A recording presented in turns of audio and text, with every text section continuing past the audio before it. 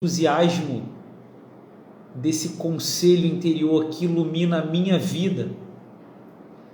E só de pensar em seguir esse conselho do meu mais sábio homem, é óbvio que eu já tenho uma espécie de uma alegria por antecipação, né? Quando ele me aconselha antes de eu realizar isso no mundo, tornar essa virtualidade em atualidade, é óbvio que eu já recebo uma espécie de um penhor, de um prêmio futuro, né? Que é o seu próprio conselho, que é o meu conselho. E esse meu sábio, que de uma certa maneira me espera cumprir essas ordens, ele é o portador dessa mensagem que me aconselhou, né? Que é uma verdade que ele doa para mim. Então ele de uma certa maneira ele vive assim, de uma crença em mim, nesse aqui que vai fazer, que vai realizar o conselho dele, né? Uma espécie de fé no sentido daquela emuná hebraica, confiança numa pessoa. Ele confia que eu vou seguir o seu conselho e eu confio no conselho dele. Eu estou aqui realizando o que eu fui aconselhado por esse meu sábio. E ele espera a minha ação no mundo, que é isso aqui.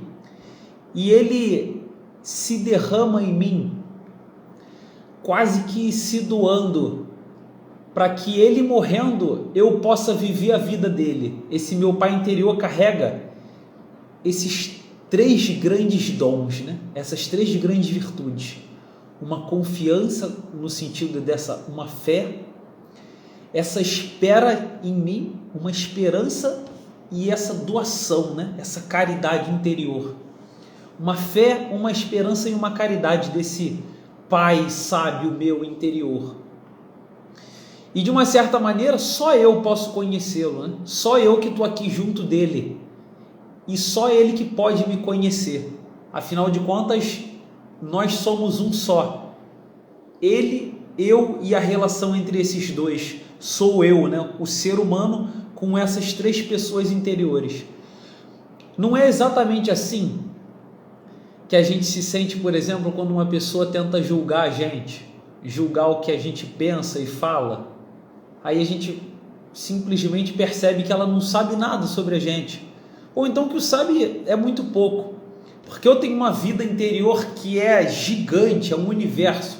Então é óbvio que as pessoas sabem isso aqui que eu estou fazendo aqui, elas sabem mais ou menos, né, o que eu estou fazendo aqui.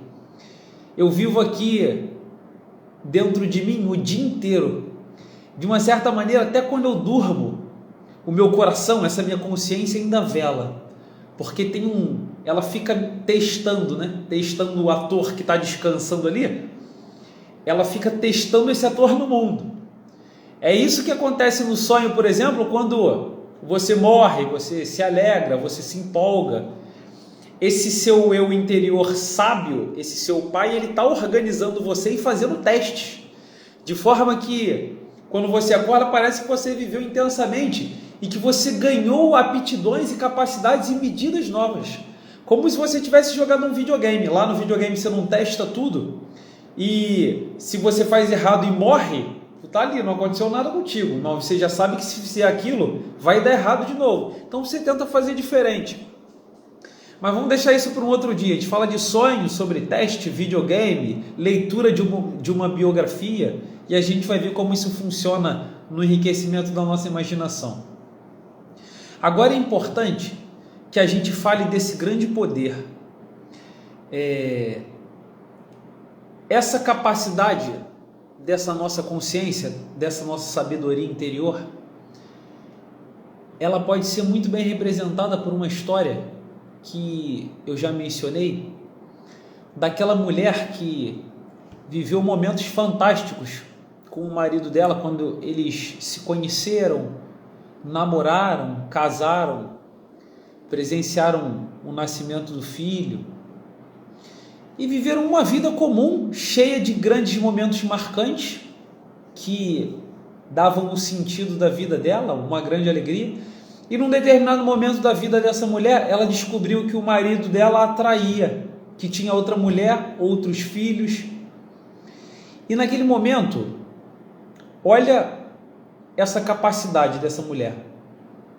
Ela fala assim: tudo foi mentira. As promessas do nosso casamento foram falsas. Ele estava me enganando desde o namoro. Ele me enganava quando eu dizia que me amava. Ele não ligava para os nossos filhos. Ele pensava na outra mulher quando a gente se deitava. Olha só o que essa mulher está fazendo na vida dela a partir de um momento desse. Eu me recordo que uma vez eu estava num jantar desses bem tradicionais lá na Turquia, né? E no final desse jantar, nesse local lá que parecia um palacete, né? Tinha um grande corredor e um homem com um apagador de velas, né? um snuffer, né? O nome desse apagador de velas antigo, que tem uma espécie de cachimbo virado para baixo que a gente vai apagando as velas. Ele foi passando por esse corredor, pelos castiçais e candelabros, e ele foi apagando. E ele estava indo num sentido contrário que eu estava, né? Então eu vi todo aquele caminho ali ficando escurecido até ele apagar o último e sumir naquela escuridão. Percebam que essa experiência simbólica, ela demonstra essa capacidade que essa mulher realizou na vida dela a partir da traição do marido. Ela pega a consciência dela e agora fica nítido para a gente essa capacidade da consciência de estar fora do tempo presente ou de qualquer tempo, desse espaço que a gente está agora ou de qualquer espaço.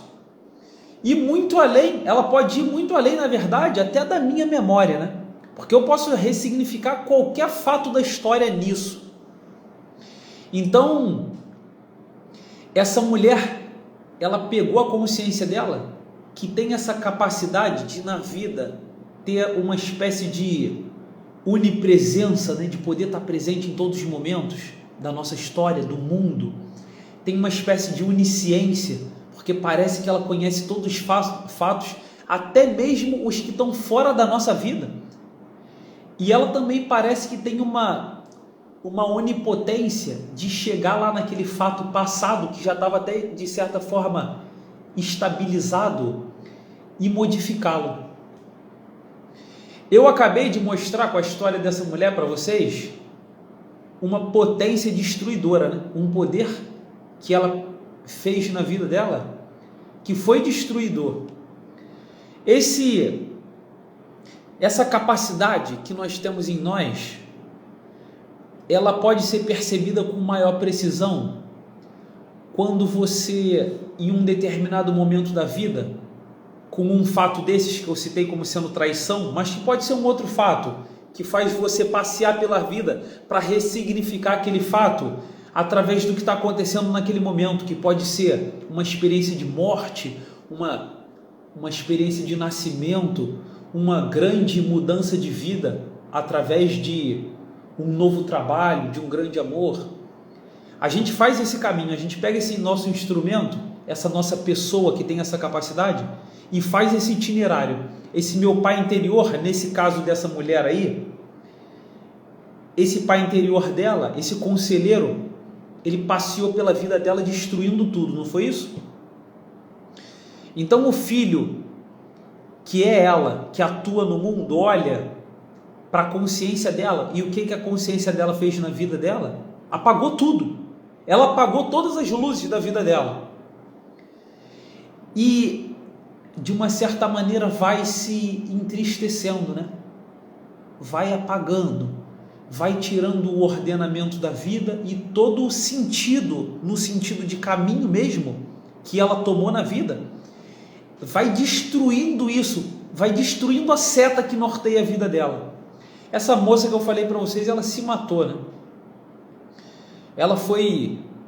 Ela procurou fora, quando a consciência fez esse papel de apagar tudo, ela procurou fora dela um outro sábio, um outro conselheiro que fosse melhor do que essa consciência dela que adoeceu. A consciência dela virou esse dementador, né? Esse apagador de luzes interiores, de experiências internas dela. Então ela foi procurar fora um novo conselheiro.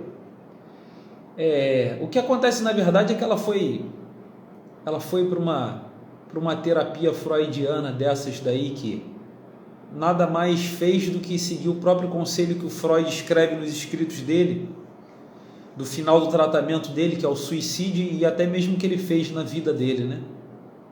Então foi isso que ela fez, ela seguiu essa consciência exterior, e essa nova consciência dela deu uma ordem pro ator da vida dela, e foi o que ela fez.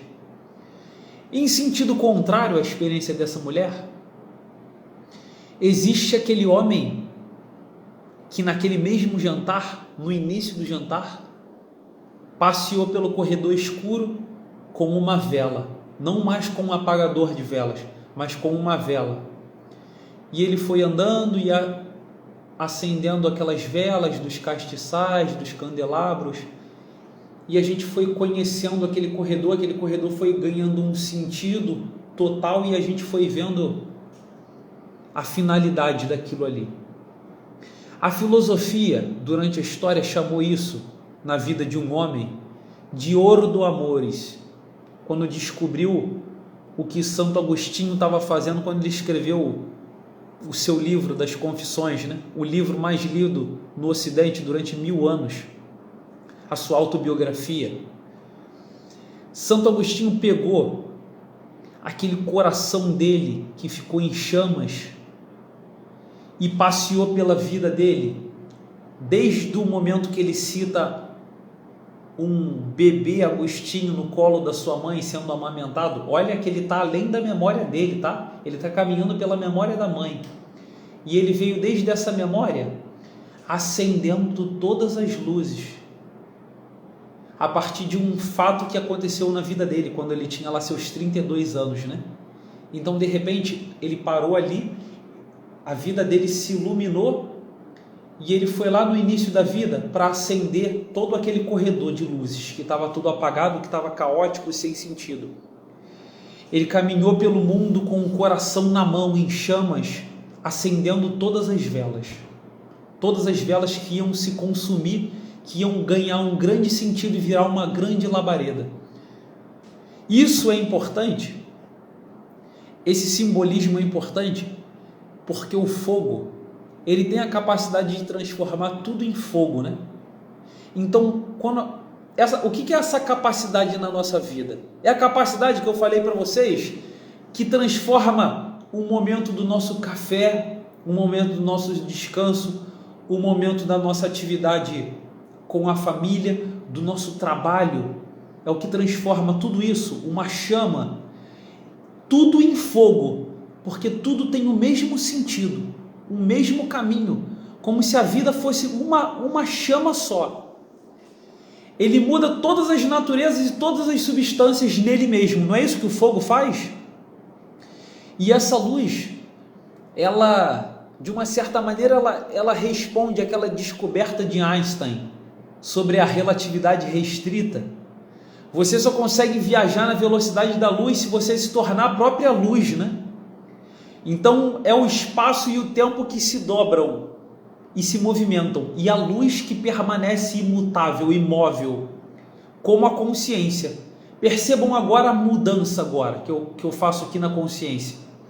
Você pode perceber que é a vida e a história, a sua e a do mundo, que convergem passando pela sua consciência, e ela aqui imóvel dá sentido para toda a tua história e para toda a história do mundo na tua cabeça. A tua consciência, esse teu eu interior que é mais sábio, que te aconselha, ele tem uma fagulha desse poder de unificar a vida, de dar um sentido para a vida, de ordená-la, como ordenamento no sentido da virtude da ordem, e como uma ordem imperativa que te diz assim: vida, queime-se e ilumine, doa a tua vida sem se poupar. Parece que nós somos capazes de receber essa ordem, né? E parece inclusive que nós somos felizes em cumpri-la, e somente em cumpri-la.